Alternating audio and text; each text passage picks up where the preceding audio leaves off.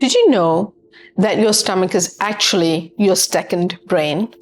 Hello, I'm Dr. Uma, your mood food expert, and welcome to my channel. I'm a psychiatrist, a chef. I'm also a teacher at Harvard, and I've studied nutrition.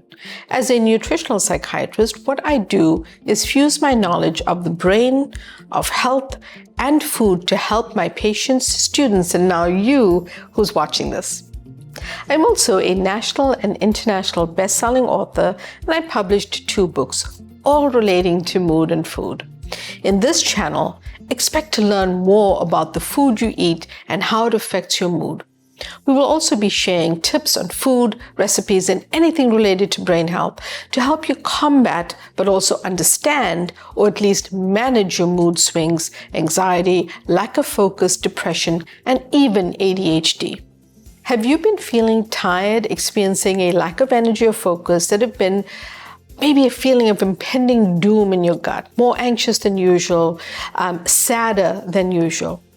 If you said yes to any of these, or even to all of these, what I will be sharing today might help you understand what you've been going through and hopefully help you make the changes you need to feel better.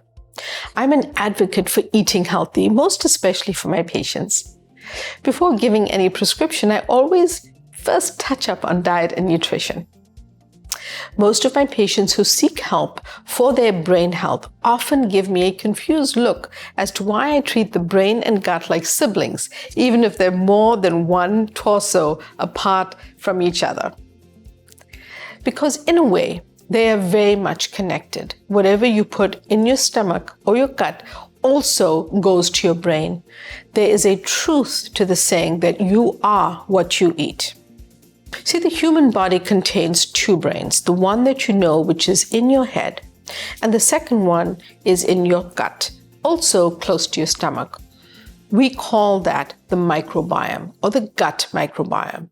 This gut microbiome is a complex ecosystem of bacteria that weighs about the same amount as the brain and contains trillions of microbes, but also neurons, and these 2 brains interact and talk to each other. Research has shown that an unhealthy gut microbiome has been linked to a number of chronic diseases, including obesity, diabetes, heart disease, and you guessed it, anxiety and depression. In short, whatever you put into your gut, also known as the foods you eat, will naturally affect your upper brain. But what's in your upper brain, that's where the control center of emotions and thinking resides.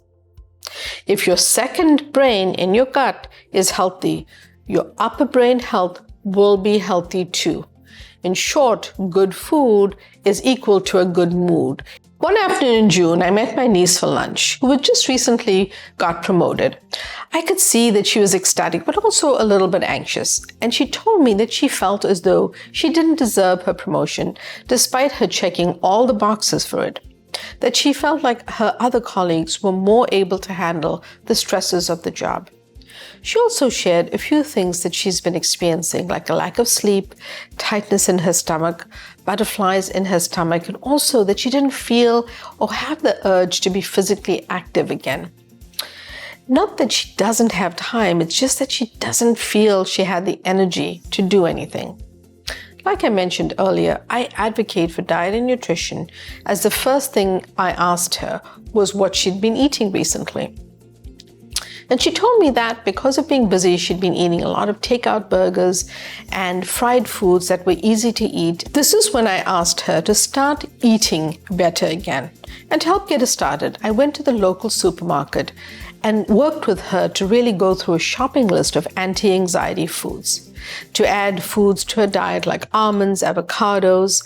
And after about 3 weeks with midweek follow-ups, she said she'd been feeling a lot better, gone on short walks, signed up for a gym class, and was feeling more energy again.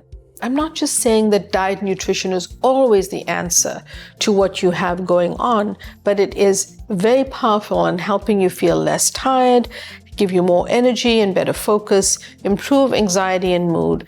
But the first step for you is to feel better could be to check what you're eating.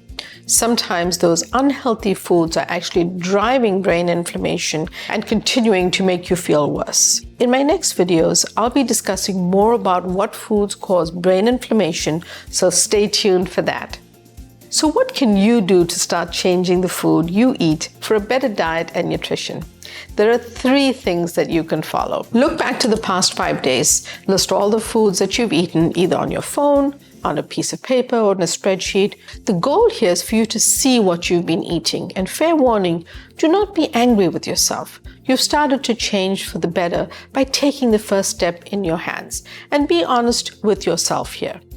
The second step, now that you have written it down, is to complete a grocery list of the items that I call your top brain foods. You can add these 7 foods in at any time, one at a time, and however you like. Include almonds, avocados, leafy green salads, turmeric with a pinch of black pepper, eggs, and your favorite plain yogurt that you can add berries, nuts, or even a sprinkle of cinnamon. Bit by bit, add any of the 7 foods to your diet, in moderation of course, but at the same time, slowly remove the unhealthy foods in your diet.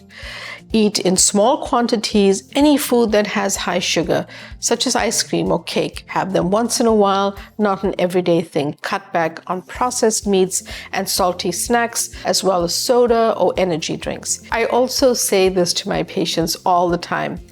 Take it step by step, slowly and consistently. It's a marathon and not a sprint. The key takeaways I'd like to share with you from this video are the following. There are 2 brains, one in your head and one in your gut. They talk to each other and communicate all the time.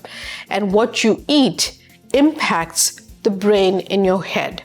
So the gut-brain connection is powerful to help you understand that what you eat also impacts how you feel. So if you want to have more focus, be less anxious, be more physically active, and enjoy better sleep, then you have to start by eating well. Take small steps as you improve your nutrition, and consistency is the key. Add almonds today and maybe avocados in 2 days' time.